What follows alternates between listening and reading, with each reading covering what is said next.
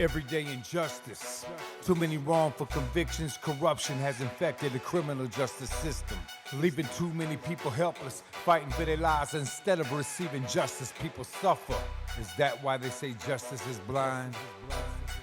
Hello, and welcome to the Everyday Injustice Podcast. I'm your host, David Greenwald. For the past 10 years, we've operated Vanguard Court Watches in California, including San Francisco, Sacramento, and Yolo counties. Our goal? Expose everyday court injustices, and now, more broadly, shine a spotlight on injustices in the entire criminal justice system, in the form of wrongful convictions, police and prosecutorial misconduct, and mass incarceration. This podcast hopes to take it a step further and highlight criminal justice reform on a national level. Everyday injustice.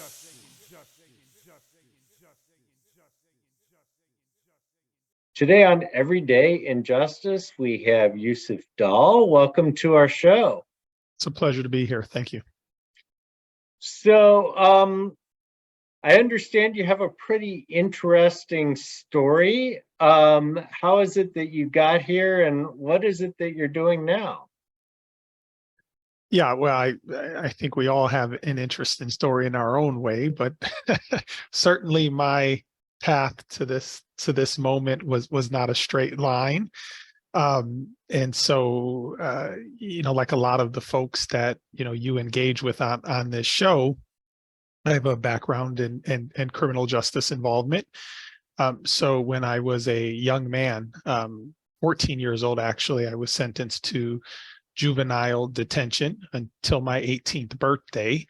And unfortunately, the kind of key learning from that experience was that the petty larceny I had been involved with up to that moment was really the wrong pursuit, in that I really should have been, selling drugs. And so upon my release from juvenile detention, I immediately set out on that pathway, which very quickly led to a 10-year prison sentence in the Wisconsin state prison system. After serving my sentence, I was very fortunate. I mean, throughout, and I'm sure we'll talk about it in today's episode, but I've been very fortunate. And in my early 20s, during the depths of the foreclosure crisis, I ended up becoming a housing developer, and I grew a portfolio of 200 affordable housing units in the city of Milwaukee. And through that experience, I was able to get a full scholarship to Princeton University, where I received my master's degree. Currently, and housing is a thread that you're going to hear throughout my story. But currently, I'm leading a national effort to repeal the Thurmond Amendment, which is a piece of legislation that was introduced by Strom Thurmond. I'm sure many of your folks in your audience will be familiar with that segregationist. But Strom Thurmond introduced an amendment in 1988 that excludes fair housing protections for anyone with a drug distribution conviction. And so what that meant for me was, when I was recruited to lead an organization in Pennsylvania, I was denied access to high opportunity communities. And as the father of a rising high schooler at that time, as you can imagine, the school system in the community and the capital, the social capital, the community capital within a particular community was of paramount importance for me, for my daughter. And I soon found I did not have access to these communities. And so she was assigned to a school district that the Commonwealth had designated as failing. The school that she was assigned to attend, that school district, has had 5 superintendents in the last 3 years. And I said to myself that this is not right. And I don't want other families to have to experience this. And so that started this effort that I'm currently leading. So I want to go back a little bit because there's a lot here, but I think there's a common thread that I keep hearing over and over again, is that, okay, you made some mistakes as a young man. You paid for those mistakes, but the system isn't very forgiving. and they make it really difficult for people to kind of get back on their feet and be productive citizens, right? Indeed, and it's well known the collateral consequences of incarceration are myriad and significant. And it's a significant hurdle. And this is just one. The Thurmond Amendment is one example of literally thousands of restrictions that are put on people with justice involvement after you have served your time. And so how did you really get involved in doing this? And are you part of an organization? You part of a movement? How does that work? Well, I'm an entrepreneur, and I'm the type of guy. Honestly, I've just always been one of those individuals where if I see something wrong, I see some injustice, I want to rectify it in some way. I mean, perhaps I'm not able to do it with my hands, and I have to voice my dissatisfaction. Perhaps I'm not in a position to voice that dissatisfaction, but certainly it's something that internally I'm going to feel like this is an injustice and this should be remedied. And so this effort to repeal this legislation that impacts over 14 million people in this country, this is something I started. I've been very fortunate to receive the support of a number of national organizations, a lot of very passionate, capable advocates, much more capable than myself, right? I'm not a professional policy advocate. That's not what I do every single day. But I'm an individual when I see a barrier to opportunity, right? That's really important to me because I've been very fortunate to be the beneficiary of a number of opportunities, and those opportunities changed the trajectory of my life, but not just mine, but my family, right? And one of the things that I know you've explored on this show is the intergenerational nature of incarceration. So it's not going to surprise you, and it's not going to surprise your audience to know that my older brother was in prison. My father was in prison. Right. And so I've been able to break that cycle. And it's because of opportunities that I've been able to access. And so when we start talking about relegating somebody to a geographic zip code that we know correlates with a lack of opportunities, that's something that, quite frankly, I can't stand for, and this country should not stand for. How did the Thurmond Amendment come about? Yeah. So in 1988, there was the Fair Housing Amendments Act, and there was a number of elements to this legislation, but the thrust of it was that they were adding disability as a protected class. And so almost out of nowhere, and if you go to my social media, I've posted a clip. I literally have the clip of Strom Thurmond introducing this legislation on the Senate floor. And, the guy's right, where's my amendment? And he has this piece of paper and he goes the rail against drug dealers. And it's interesting because, I'm not a drug dealer. I mean, I'm a middle-aged man who's an educator on many things. I'm not a drug dealer. Now, I did sell drugs, excuse me, when I was 18 years old, but it's a very different thing. One is a description of something that I did. Another is a description of who I am, right? One is more durable than the other, but Strom doesn't make that distinction. And so he goes up there and he says, drug dealers deserve no federal protection. And with very little commentary from other senators, it passes unanimously by voice vote. And, ironically, almost 40 years later, 35 years later, it's now impacting the opportunities of my daughter. And that's pretty amazing if you think about it. And, I remember the 80s, and I remember, the paranoia about drugs and this kind of fear that drugs were taking over. But I think you laid it out pretty well when you distinguish between, a behavior, something that you did a long time ago when you were 18 years old, and an identity which kind of sticks with you. There's no, I mean, there's not even any, statute of limitations or, anything here to like, okay, that was 25 years ago and you've been clean since, maybe you should qualify for housing. 100%. And so I've done a lot of research on this, and I've been in communication with the folks at Strom Thurmond's library, his archive at Clemson University. And I said, hey, send me anything about the introduction of this amendment. Like, was he in contact with law enforcement agencies? Who was lobbying for this really amendment that did not make sense in the context of this particular legislation. And, they couldn't produce anything. And from what I can tell, this legislation, if you know about Strom Thurmond, absolutely a racist, absolutely a segregationist.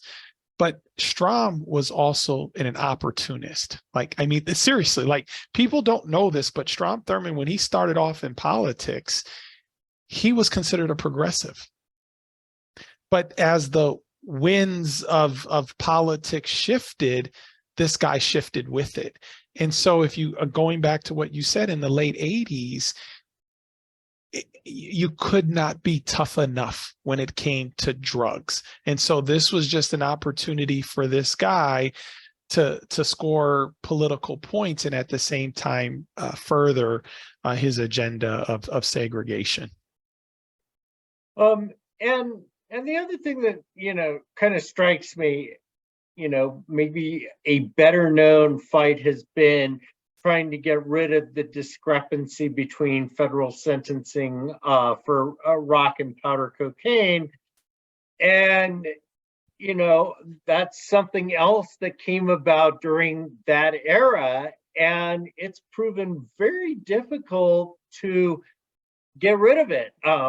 They've eased it, they've slowly amended it, but it's not gone yet.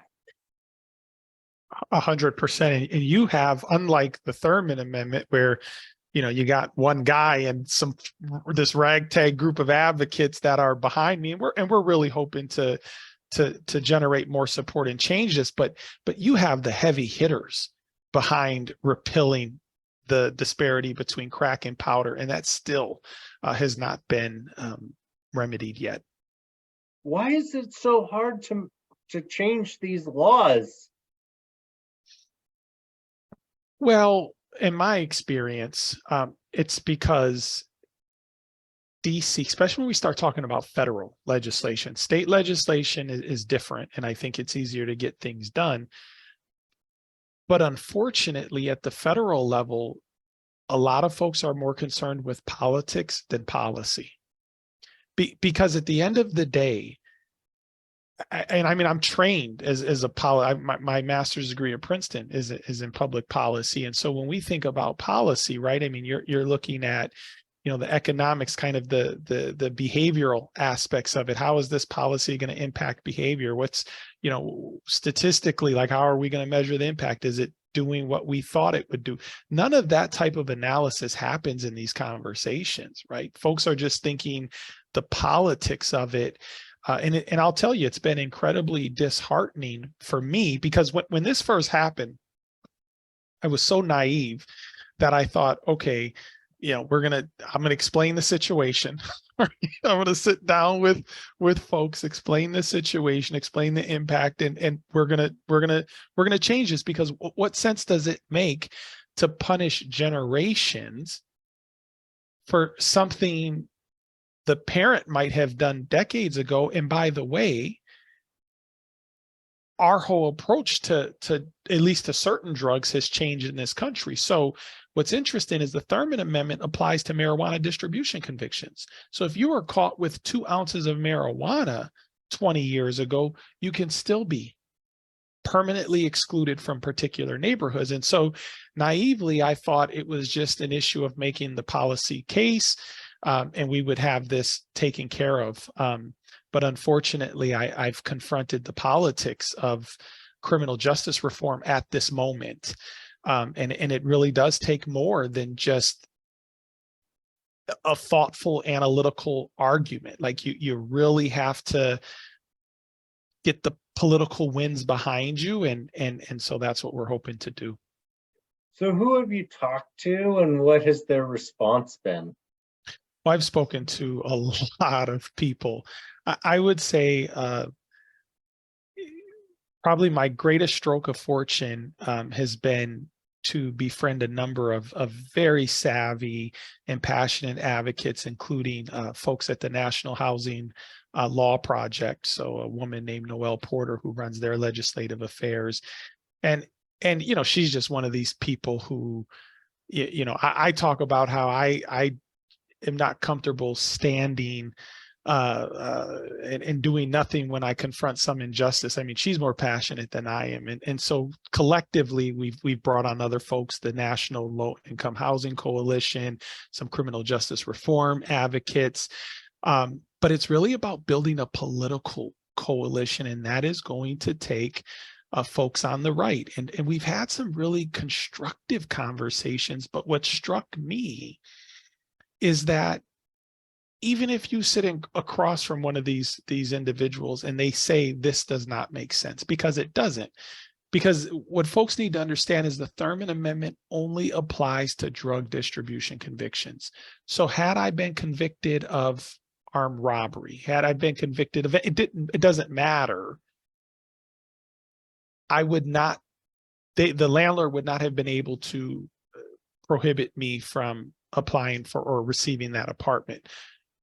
So this legislation really doesn't make sense. It does absolutely nothing to make communities safer. It does nothing to reduce recidivism. And in fact, no one has ever made an argument to that point to me.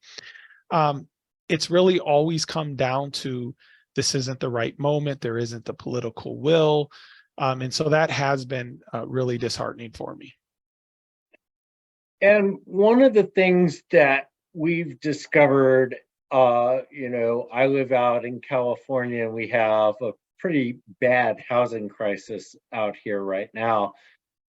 And a lot of people don't really see the connection between criminal justice reform and housing policies.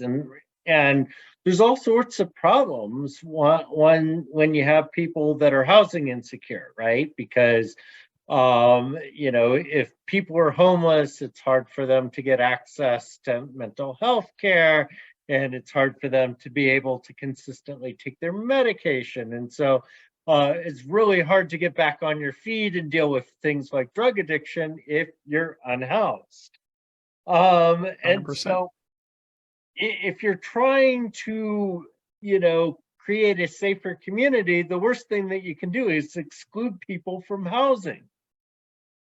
100%. And I mean, it's along the entire continuum, right? So let's say you're recently released, and this is very much pertinent to today's housing market. You're released, you're doing the best you can, you're trying to become financially stable, right? So you can do some other things, whether, that's improve your credit score. So then that increases opportunities to do other things for yourself. Well, if your landlord increases your rent by 30%, and if you have some type of justice involvement, particularly if you're subject to the Thurmond Amendment, folks don't appreciate this, but your options in the marketplace become limited.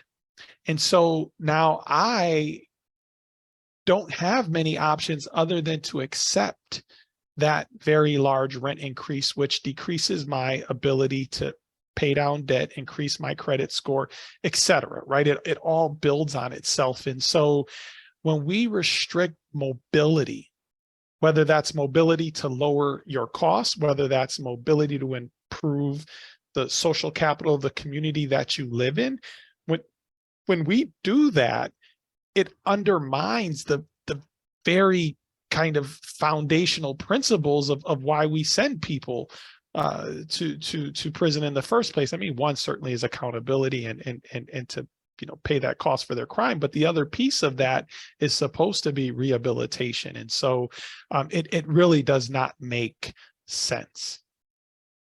Yeah, and this is the thing, you're worried about public safety, and you should be, but then you're making it harder to keep the public safe by making it more difficult for these folks to get a place to live, get a job, get benefits. And so now you start forcing people back away from the legitimate enterprises and back toward, the black market.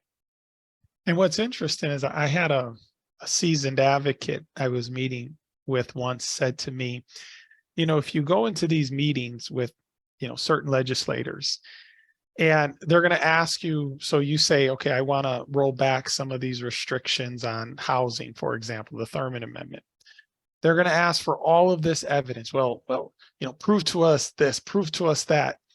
But he said, turn the table on them and ask them if there's been any evidence as to justify why Strom Thurmond or anyone else introduced this legislation, right? They didn't ask for any evidence to justify the imposing of this legislation, but as you try to roll it back, they set the barrier so high as to almost be unrealistic, and it's unfortunate. Yeah, it seems like the counter is, well, is there any evidence to keep it? Is there any evidence this is making us safer? Is there any evidence that this is working? Because I haven't seen any. Unfortunately, no, that there isn't much to justify this, and we've been very fortunate. So I just received an endorsement from the Wisconsin Apartment Association to support the repeal of the Thurmond Amendment. They're the first industry group to endorse this legislation. And what's interesting, this is a group in their endorsement, they talk about how legislation like the Thurmond Amendment, which is so outrageous, it has forced states and local governments to act, right? Because at the end of the day, it's all, folks in Washington can impose these outrageous restrictions, but where the rubber meets the road are in the particular communities where folks are living. And so you've seen this rise in fair chance housing legislation, or states have introduced their own protections or fair housing protections and classes, right? That have made, if you're a landlord, it makes your screening process a bit more difficult, because you have to, right? If you own property in multiple areas, it's like, okay, we're going to have this particular screening for this area or this type of classification of crime, and we're going to have this set of criteria for this. And so what this group has said is they've overcomplicated it by imposing these types of laws and restrictions, and that repealing the Thurmond Amendment would do nothing to harm their businesses. In fact, it would streamline the rental screening process. So I'm wondering about the statistics for this. Do we have any idea how many people are affected by this, what the consequences for that? Yeah, so over 14 million people have a drug distribution conviction in this country. And so, as far as how many are denied housing because of the Thurmond Amendment, there's no particular statistic, because there's nowhere you can turn to if you're denied. So, for example, let's say I was denied because of source of income. Well, in a lot of places that's protected. So I could go to my local fair housing agency. They would register that complaint. And so there's some scorekeeping, if you will, of the number of people impacted.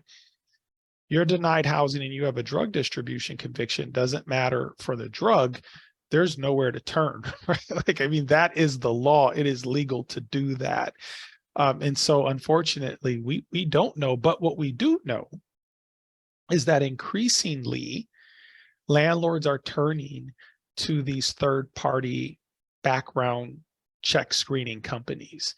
And so in my particular case, when I got my first rejection letter, now I live in Pennsylvania. The rejection letter came from Massachusetts. That's where the third-party background screening company came from. And so when I registered my complaint with the local company, it said, hey, I don't think you understand, this conviction is literally older than you are. This is what I said to the rental screening person. And I've done all of these things since then. Their response was, well, you need to talk to RentGrow, which is the company that does the screening. And so as it's like this cycle, right?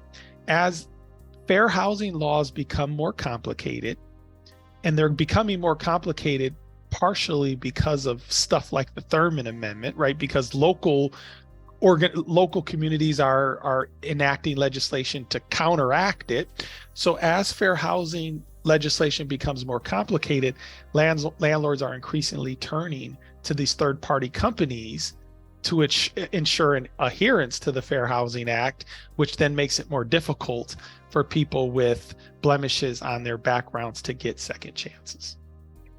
So have you gotten any legislators to sign on to working to repeal the Thurmond Amendment?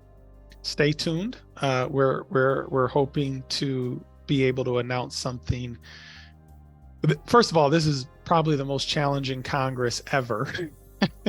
That's the story of my life, though, right? When I decide to take something on, it literally is probably the most challenging set of obstacles that could exist. So we are hoping we've had a number of very constructive conversations, but as you probably very well know, it's not just about getting a legislator to introduce legislation that's going to go nowhere. And in fact, that particular legislator could turn off the very people that you need to make this happen.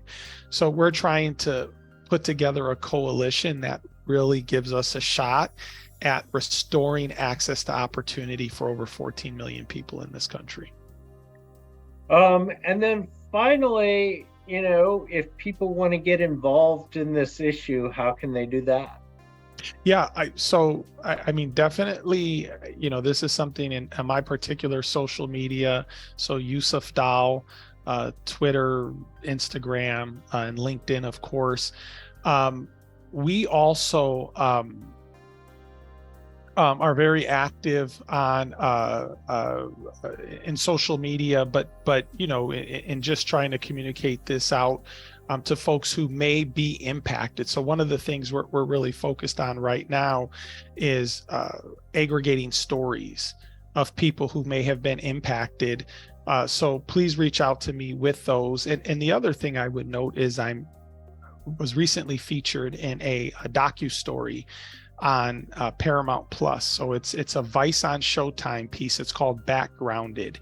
I would encourage folks, if you have a Paramount Plus subscription, take a look at it. We're going to be doing community screenings of this docu-story throughout the country in the fall with some talk back. So if this is something that's relevant in your particular community, please reach out. We already have some screenings lined up in New York and Virginia, but we want to take it across the country. Great. All right. Well, thanks so much for coming on and sharing your fascinating story and unfortunately maddening tales of injustice in the housing market. I appreciate it. Thank you so much for all that you do. This has been Everyday Injustice. I'm your host, David Greenwald. We've been talking with Yusuf Dahl about the Thurmond Amendment and the impact on system-impacted people who have been caught up in drug distribution, sometimes decades before, and it trails them around and haunts them and prevents them from getting housing. Join us again next time for more tales from the injustice system.